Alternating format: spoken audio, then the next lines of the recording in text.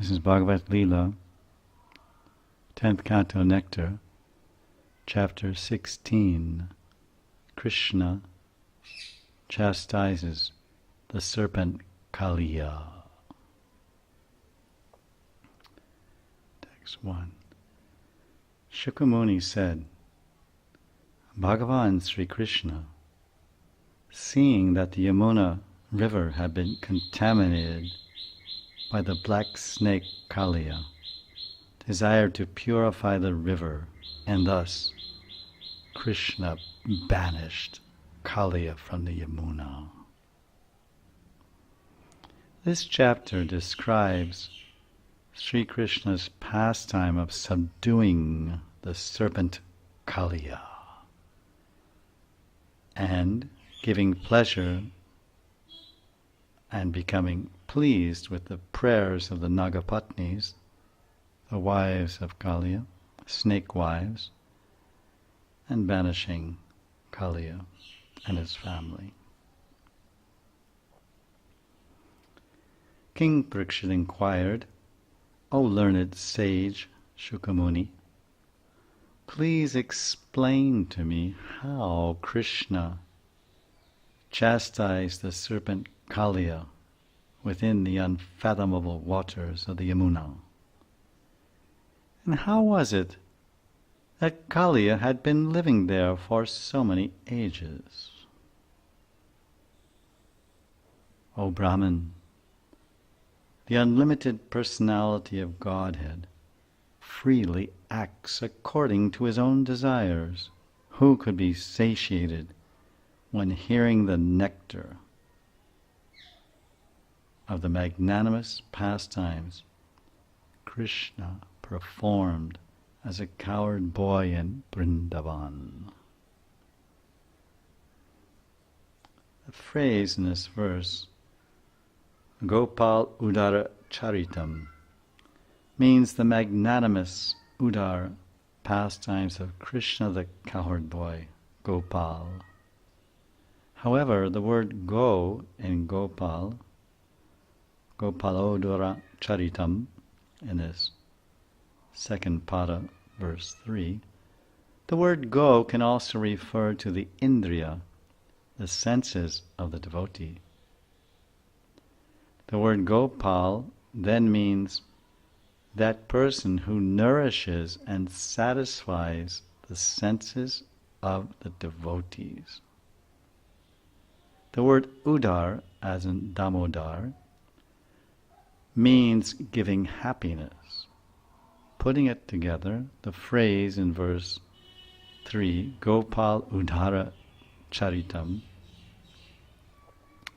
can mean the pastimes of Gopal Krishna bring joy and nourish the senses of the devotees, you and I. King Parikshit inquired, who could ever be satiated or filled up when tasting Krishna's pastimes, which satisfy the senses of both the hearer and they bring joy to the heart? Text 4. Shukamuni said, within the river Kalindi, Yamuna, was a small lake, a tributary to the side of the main current, inhabited by the serpent Kalia, Kalia Radha. His fiery poison constantly heated and boiled its waters. The vapors were so poisonous rising from that lake that any birds flying it over it would fall down into it.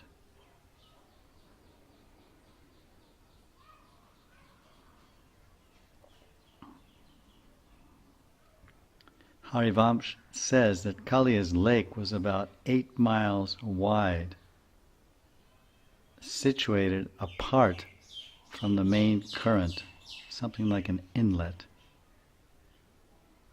Otherwise, if all the waters were polluted, it would have affected Mathura also. The wind blowing over that deadly lake carry droplets of water to the shore. Simply by coming in contact with that poisonous breeze, all vegetations and creatures on the shore died. Sounds like poisonous gas when they used poisonous gas to kill soldiers in the war. Moving and non-moving creatures such as trees and birds died just by contacting the poisonous fumes of that breeze. When Krishna saw how Kalia serpent had polluted the Yamuna river with his terribly powerful poison, and Krishna had descended from the spiritual world to subdue such envious demons, he immediately climbed to the top of a very high Kadamba tree bordering that Kalia lake, which you can still see today on the Vrindavan Parikrama Marg. And he prepared himself for battle by tightening his belt, slapping his arms, and then Krishna jumped in to the poisonous water. How was it that this Kadamba tree was still alive when all of his neighboring trees had died from the poisonous fumes? The Puranas say that once upon a time Garuda sat in this particular tree drinking some amrit. Some drops fell on the tree and made it immortal and impervious to the poisonous gases. And the Kadamba tree was living with the hope of some day being blessed by the touch of Krishna's lotus feet in the future. Certainly, devotees are also living in this poisonous material world and living in their bodies, cohabiting their bodies with the poisonous neighbor called their minds, which are constantly spewing forth their poisonous, with its poisonous fumes of greed and anger and lust and envy and ninda and fault-finding and criticizing. But we're all living with the hope of being blessed by the touch of Krishna's feet in some future auspicious time. When Krishna landed in the Serpant's lake, the snakes living there became extremely agitated and began breathing very heavily.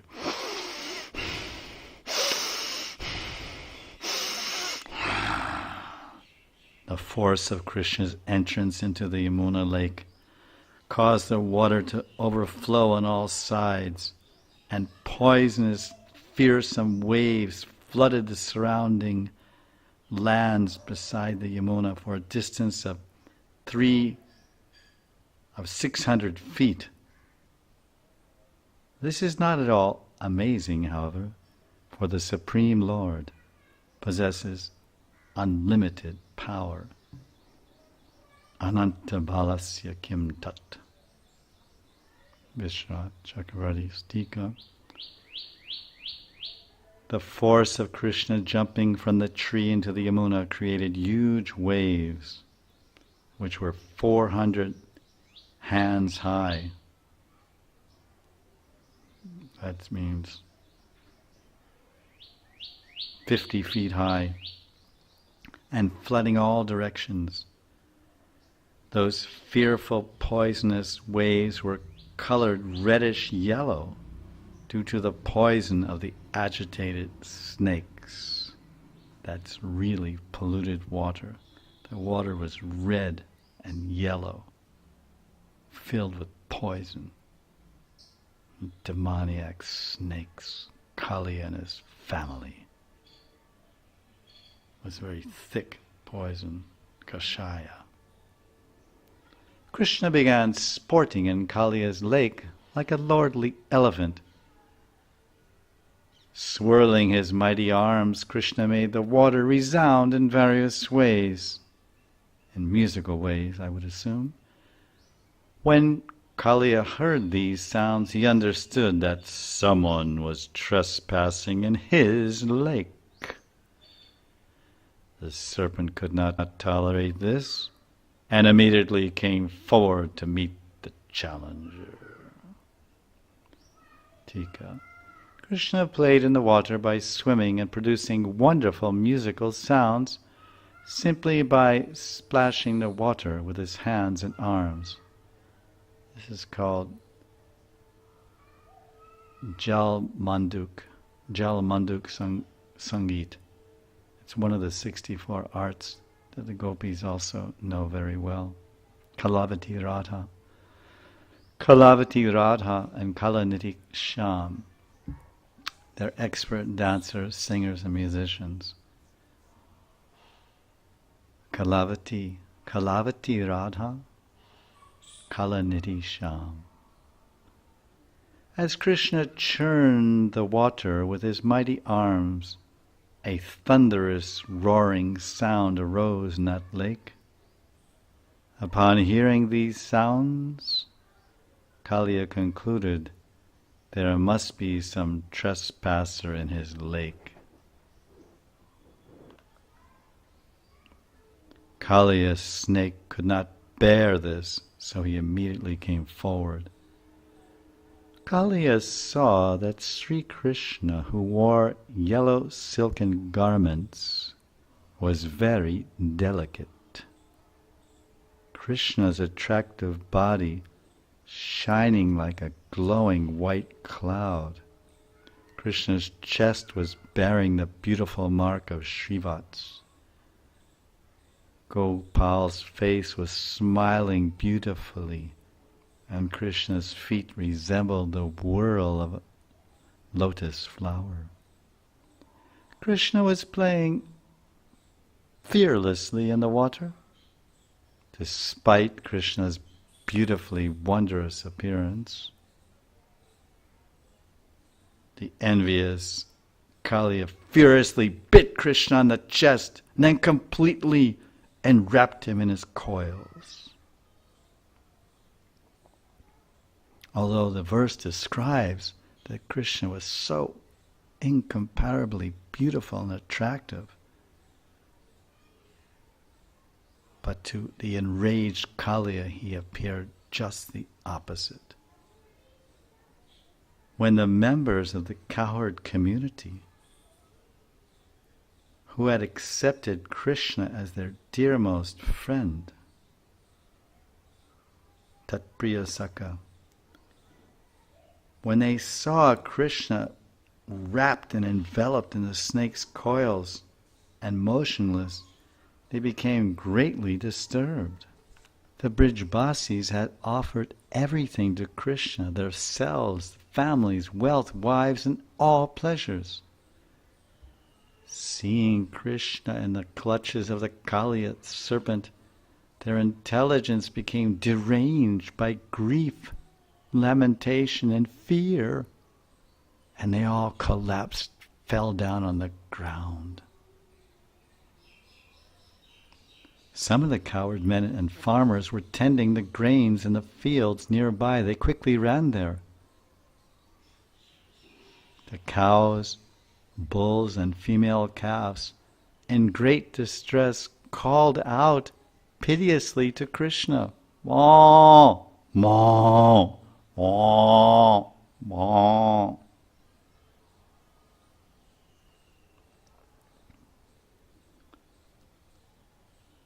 Because the water in their eyes had dried up from fear, the cows, bulls, and calves could not really weep. That's why the verse says, they fixed their eyes on Krishna and they stood still in fear as if ready to cry, but too shocked to shed tears. This is the cows and bulls and calves of Vrindavan. How much feelings, how sensitive, how much love they have for Krishna, how attracted and attached and concerned and worried they are. Appearing as simple animals, but they're the greatest of sensitive, loving devotees of the Lord. the cows, bulls, and female calves of Vrindavan.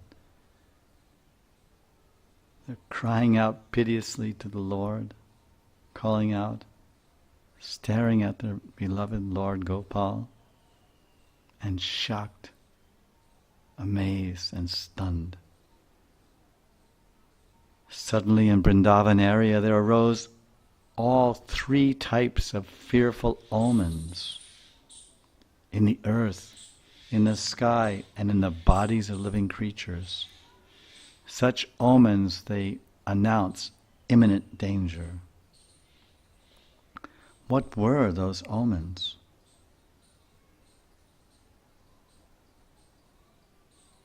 Inauspicious signs appeared in Braj like earthquakes. Meteors were falling in the sky. Men were shivering, their bodies were shivering, and their left eyes were twitching. Although there is nothing inauspicious for Krishna, Mangala Bhagavan. But in order to indicate the lamentation of the inhabitants of Braj, the demigods, in charge of earthquakes and other disturbances, they did this. Or, it can be said, being attracted to the sweet, intimate Madhurya mood of Braj, the demigods, out of affection, wanted to cover Krishna's Aishvarya, so they produced various omens indicating misfortune for Krishna. Because Aishvarya means he's Bhagavan, he's God, all-powerful, omnipotent. Nothing to worry, nothing to fear. But if he's just a coward boy, then these are causes of fear and trepidation to nourish his sweet Madhurya Leela. Seeing the inauspicious omens, Nanda Maharaj and other coward men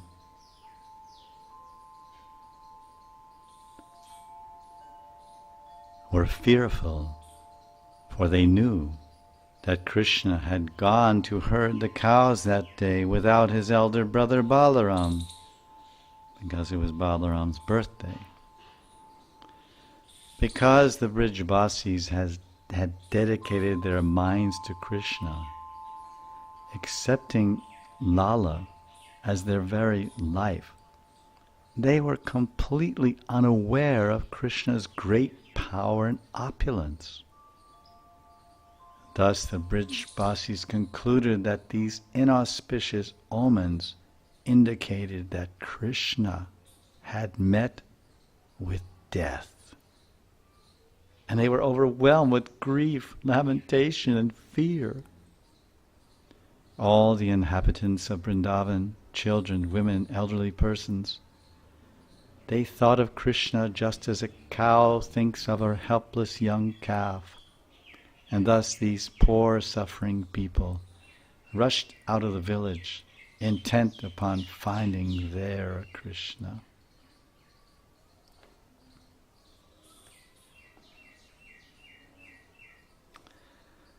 The commentary, Vishwanath Chakravarti Bhatt, Sarta Darshani.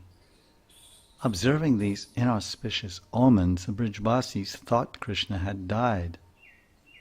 But how can God die? Because the word is nidana matva. But this word in the verse, number 15, nidana matva, nidana also means a great treasure, nidhi. Indeed, Krishna had obtained a great treasure of joyful sport in the Yamuna by playing with Kalia. The Brijbasis were behaving just as an affectionate cow does toward her calf, her vatsa. Overwhelmed with fear and unhappiness, they rushed out of Gokul in great anxiety. The Supreme Lord Balaram, the master of all transcendental knowledge, smiled and said nothing when he saw the Brijbasis in such distress. Since Thou understood the extraordinary power of his younger brother, This word contains the name Bhagavan Madhava. Harivamsh says the word Madhav means master, Dava, of intelligence, Ma. So Madhava means master of intelligence. This phrase is being used, Bhagavan Madhava, Bala, to glorify Balaram as the master of intelligence, because he knew the power, Prabhavagya, of Krishna's Leela Shakti. Though Balaram had the greatest affection for his younger brother, he understood that Krishna desired to cover his Aishvarya, opulence, with his Leela Shakti. Therefore, Balaram prevented Nanda and other Brijvasis from drowning themselves in the Yamuna out of grief. Balaram was laughing, prahasya, because he thought, Krishna never cares to play with me in my form of Sheshanag, but now he's playing with this common, mundane, earthly snake named Kalia. Oh, my younger brother. Remembering Krishna's pastimes as an ordinary mortal, Balaram smiled and said nothing, though the situation was actually far beyond tolerance. However, when Balaram smiled, the Brijvasis saw that, and they forgot their fear and lamentation, and felt that nothing unfortunate would happen. Absorbing themselves and filling themselves with the joy of Balaram's smile, the Brijvasis gave up their desire to give up their lives. The Brijvasis rushed toward the bank of the Yamuna in search of their dearmost Krishna, following the path marked by Krishna's footprints, which bore the unique signs of God. Conch, disc, goad, etc. Krishna's footprints, the master of the entire cowherd community, were marked with the auspicious, unique marks of elephant goad, barleycorn, thunderbolt flag, lotus flower, etc. Following his footprints, the Brijvasis rushed along the footpath of the Yamuna in great haste.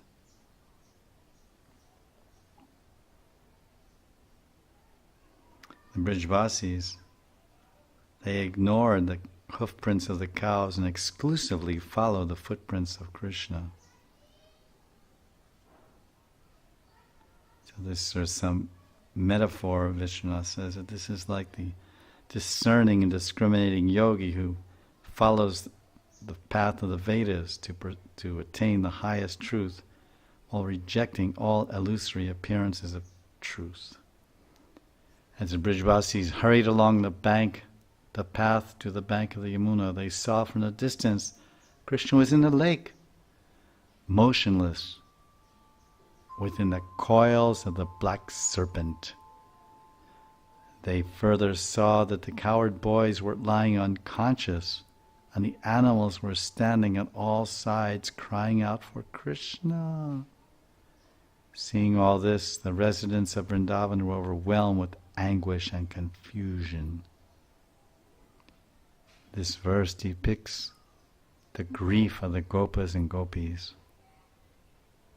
The Brijvasis, seeing Krishna in the clutches of the snake, they inquired from the boys, "Tell us, what happened? Did Kalia forcibly drag young Krishna from the shore into the water? Or did Krishna jump from the bank? Was this his idea or someone else's?" Noticing that the boys were actually unconscious and thus incapable of answering, Nanda and other Brijvasis entered a state of shock and panic. When the young gopis, whose minds were constantly attached to Krishna, Gopyo anurakta manaso bhagavatyanante, Gopyo anurakta manaso bhagavatyanante, Very beautiful, the first pada of this verse.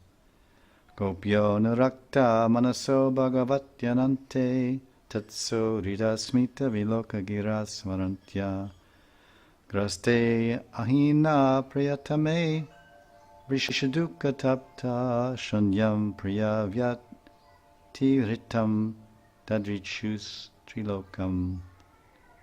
When the gopis saw Krishna within the grips of the serpents, they remembered his loving friendship, his smiling glances, and his talks with them. Burning with great sorrow, they saw the entire universe as void. The anguish of the young damsels of Braj who were attached to Krishna Madhurya Bhav is mentioned here. The verse has the word Bhagavati Anante. The word Bhagavati here means the most beautiful, and Anante means filled with unlimited qualities. So Krishna is the most beautiful person filled with unlimited qualities. Bhagavan Ananta, Ananta Bhagavan. Seeing their most beautiful Krishna, who is endowed with infinite attractive qualities, bound in the coils of the serpent, and remembering the love that Krishna had for them, his gentle smiles, his furtive glances, and his loving pratals during their amorous affairs, smara antya, the gopis saw the three worlds turn empty and meaningless. Due to the fire of separation from Krishna, the entire universe burned to ashes. Although the elder gopis were feeling just as much distress as she, and were pouring forth a flood of sorrowful tears, they had to forcibly hold back Mother Yashoda, whose consciousness was totally absorbed in her son Nandalal. Standing like corpses, with their eyes fixed upon Lala's face, these motherly gopis each took turns recounting the pastimes of the darling of Braj.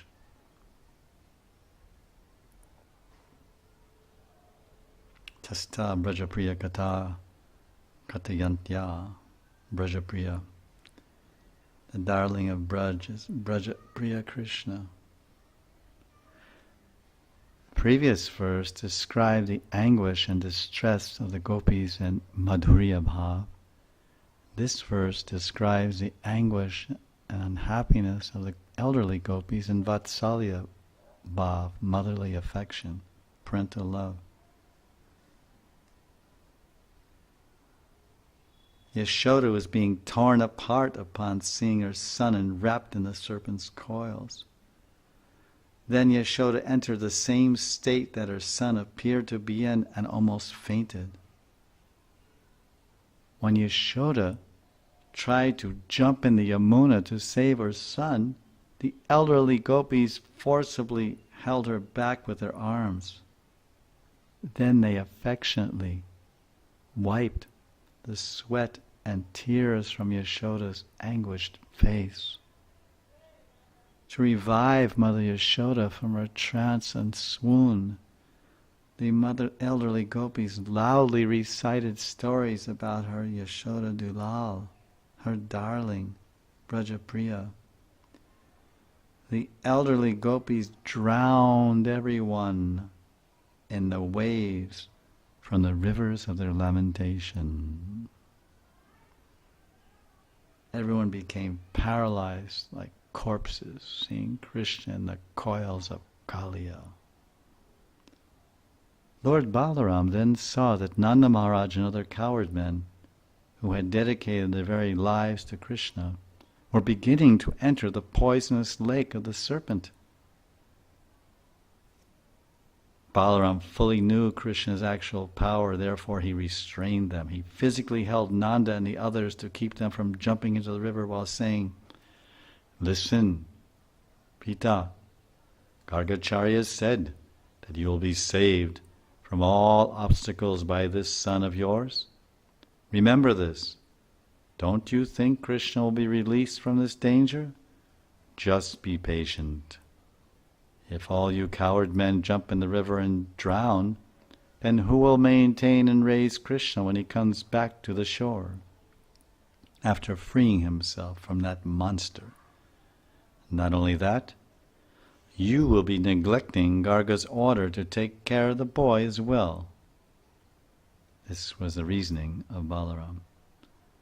Krishna remained for some time within the coils of the serpent, imitating the behavior of an ordinary mortal.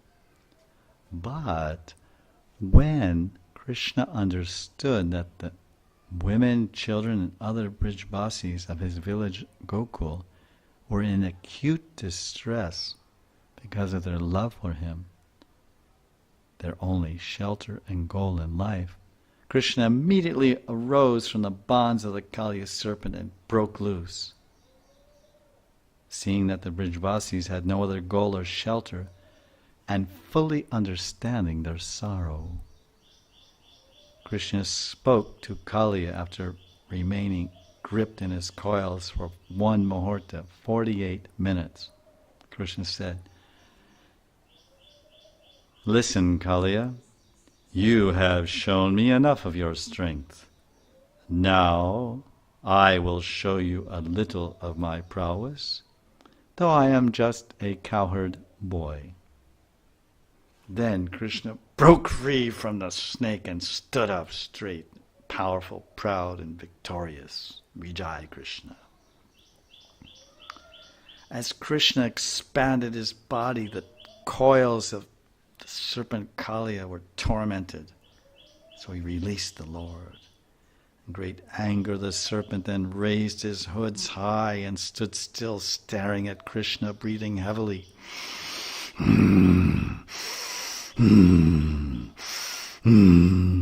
His nostrils appeared like vessels, big pots for cooking poison, and his staring eyes in his face looked like firebrands. Thus this ugly serpent stared at Krishna. Kalia let go of Krishna because he felt great pain by the expanding body of the Lord. Then he breathed heavily, and glaring eyes, his face resembled firebrands. Again and again, Kalia licked his lips with his bifurcated tongues as he stared at Krishna.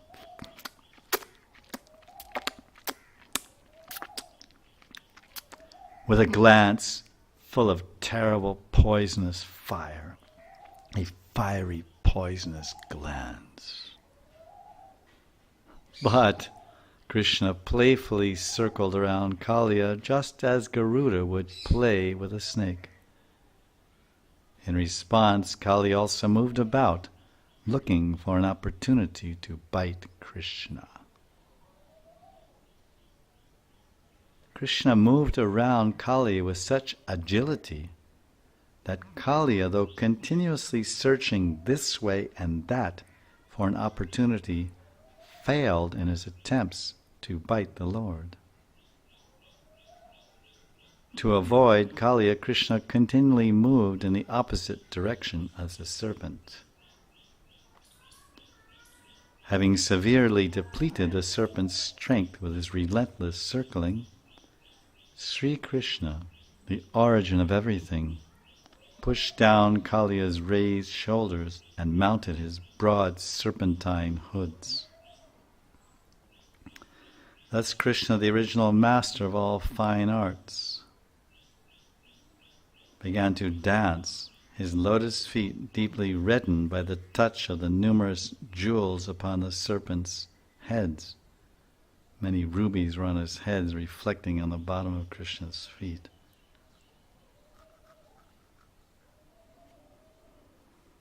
Harivamsa tells that with one hand Krishna was able to push down Kalia's raised head, which had gradually become tired from his relentless circling. Mounting the snake's broad heads, Krishna began to dance. Krishna's lotus feet became red like copper from touching the numerous jewels upon the heads of Kalia. As a dancer sometimes demonstrates his expertise by dancing on different objects, such as dishes, Krishna showed that he is the original guru of all fine arts, Guru Kala Adi Guru, by skillfully dancing on the unsteady, moving surface of the serpent's hoods.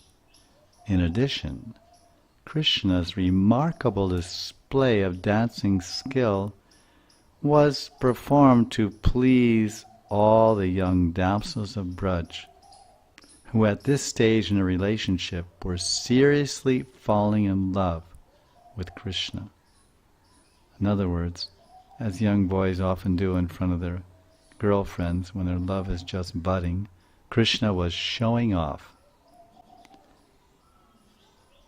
The damsels of Braj, they were seriously falling in love, purva rag, intense attachment before actually meeting and enjoying together. Preliminary loving attraction and attachment, purva rag.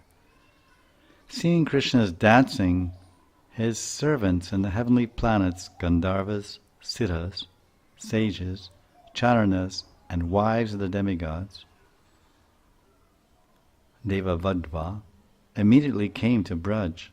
With great pleasure they began accompanying Krishna's dancing by playing drums, mridangas, panavas, and anakas. They also offered Krishna songs and flowers and praises. In the beginning, Krishna was dancing. Even without musical accompaniment, by personally calling out the syllables or the tals and bowls. Tai, tai, tai, tai, taka, taka, tai, dik, dak, dik, dak, tai, tai, tai, ta, ta, ta, ta, ta, ta, ta, to imitate the sound of musical instruments, bowls and tals. The impression given is that Krishna, upon seeing the gopis, was considering, I will meet the gopis in the future, and together we will dance like this. My dear King Parikshit, Kali had 101 prominent heads, and when one of them would not bow down, Krishna, who inflicts punishment on cruel wrongdoers, would smash that stubborn head by striking it with his feet. Then as Kalia entered his death throes, he began wheeling his heads around and vomiting ghastly blood from his mouth and nostrils. The serpent thus experienced extreme pain and misery. The word Shataika in this verse means 101 chief heads, because verse 30 of this chapter mentions 1,000 heads. So Kali had 1,000 heads, and 101 were primary, main ones. When one head would not bow down, Krishna would suddenly smash that stubborn head with his feet. Blood flowed profusely from Kalia's mouth and nostrils. Exuding poisonous waste from his eyes, Kalia would occasionally dare to raise up one of his hoods, which would breathe heavily with anger. Then Krishna would dance on that hood and subdue it, forcing it to bow down with his lotus foot. The demigods took each of these exhibitions as an opportunity to worship Krishna with showers of flowers. When Kalia would dare to raise one of his hoods, Krishna would dance on it and force it down with the blows from his feet. And then the Gandharvas and other celestials would shower flowers. Being pleased, Krishna subdued the serpent for the benefit of the Devas. My dear Lord, my dear King Parikshit, Lord Krishna's wonderful, powerful dancing trampled and broke all of Kalia's 1,000 hoods. Then the serpent, profusely vomiting blood from his mouth, finally recognized Krishna to be the eternal, personality of Godhead. Purusham Puranam Narayanam Tamaranam Manasa Jagama. The Supreme Master of all moving and non-moving beings, Sri Narayan. Thus, within his mind, Kalia took shelter of the Lord. Tika. Though the seed of devotion, Bhakti Bijam, had previously been planted in Kalia's heart by the mercy of his wives, who were actually devotees, who were actually exalted devotees of Krishna, it could not sprout because of Kalia's cruel behavior due to his previous aparads, just as seeds sown on barren ground cannot sprout. However, by the purifying touch of Krishna's lotus feet, Kalia's offense was neutralized, and the seed of devotion in his heart, received from his wives, began to sprout.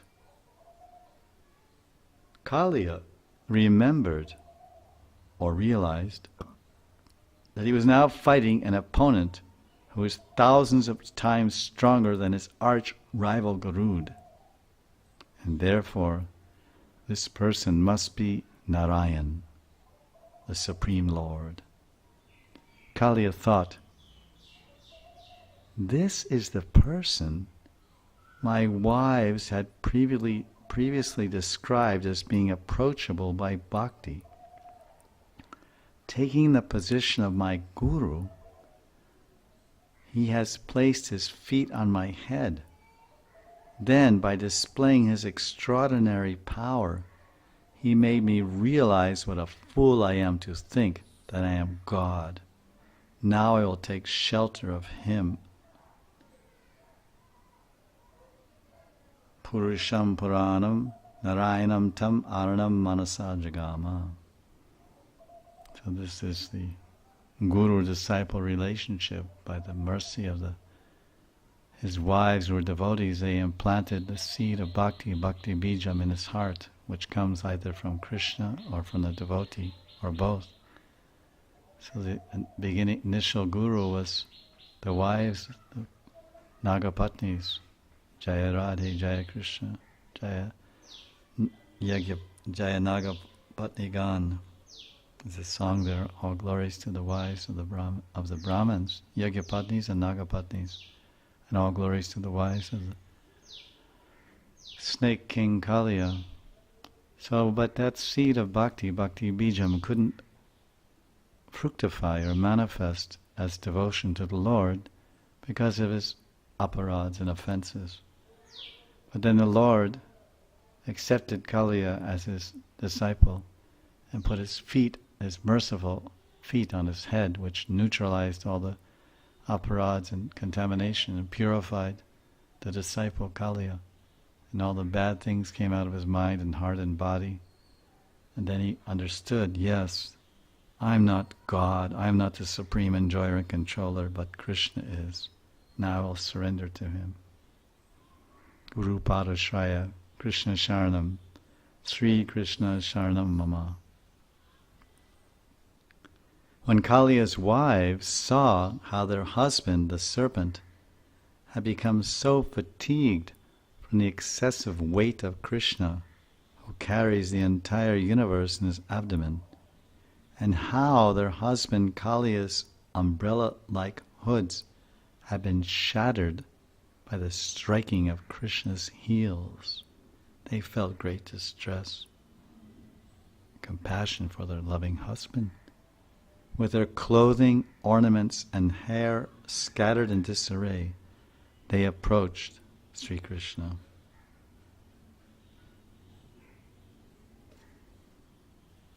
Previously, the wives, Nagapatnis, were disgusted with their husband because of his demoniac activities. And they were thinking, let this atheist husband of ours be killed by Krishna. Then, as widows, we will be able to fully engage in Krishna's service. But when Kalia's wives saw the symptoms of sanchari bhav, emotions of humility, remorse, regret, doubt, indifference to his suffering condition manifest in their husband's facial expressions and other bodily features, they thought, look, just see how fortunate we are. Our husband Kalia has now become a Vaishnava. Therefore, we must try to save him. Feeling affection for the repentant husband, and being severely distressed because of Kalia's miserable condition, the wives joined together and approached Krishna. The minds of these ladies was very much disturbed. These saintly ladies placed their children before them and bowed down to Krishna, the Lord of all creatures, laying their bodies flat upon the ground. They desired liberation of their sinful husband, and they took shelter of Krishna, the Supreme Lord and giver of ultimate shelter. And with folded hands in prayer, they approached Krishna. Kalia's wives offered obeisances to Krishna to show respects. It is understood that in Kalia's lake there was an island where Kalia held Krishna in his coils. The inhabitants of Braj could see this. The wives placed their children before them to invoke Krishna's compassion. The wives of Kalia's serpent said, "The punishment this offender has been subjected to is certainly just.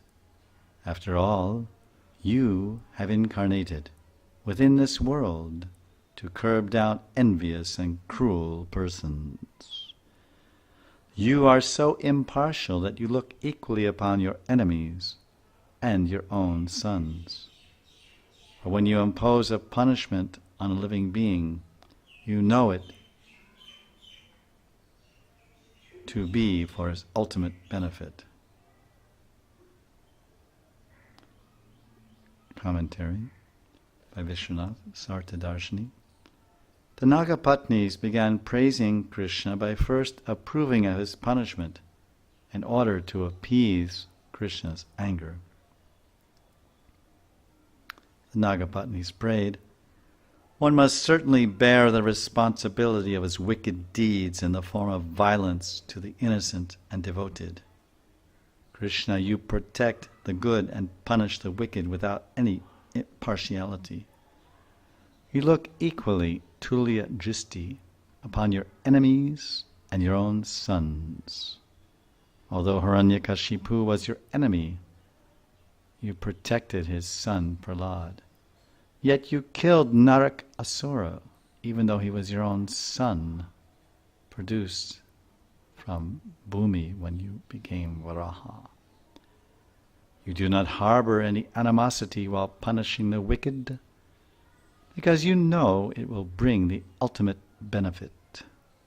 After relieving them of their demoniac nature by hellish suffering, you reward them the eternal happiness of liberation."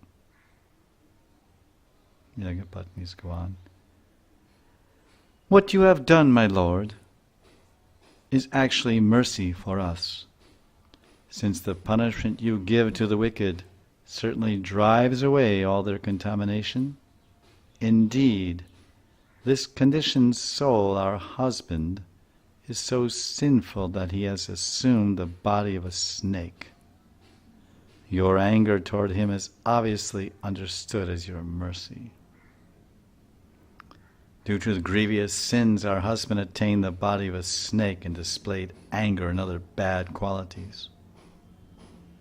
My Lord, did our husband carefully perform austerities in a previous life, with his mind free of pride and full of respect for others? Is that why you are pleased with him in this life? Or did our husband in some previous existence carefully execute religious duties with compassion for all living beings. And is that why you, the life of all living beings, are now satisfied with him? Comment. The Nagapatnis prayed, previously we said that punishment was mercy, but this case is different. Though an object is very difficult to attain, one can easily attain it if he has previously done pious activities. In this way they reason.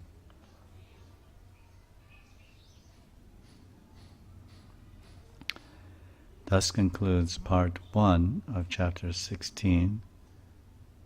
Krishna chastises the serpent Kalia.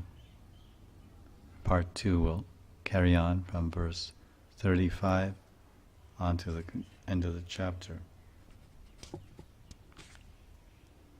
Jai Jai Shri Radhe, Jai Jai Shri Radhe, Jai Jai Shri Radhe,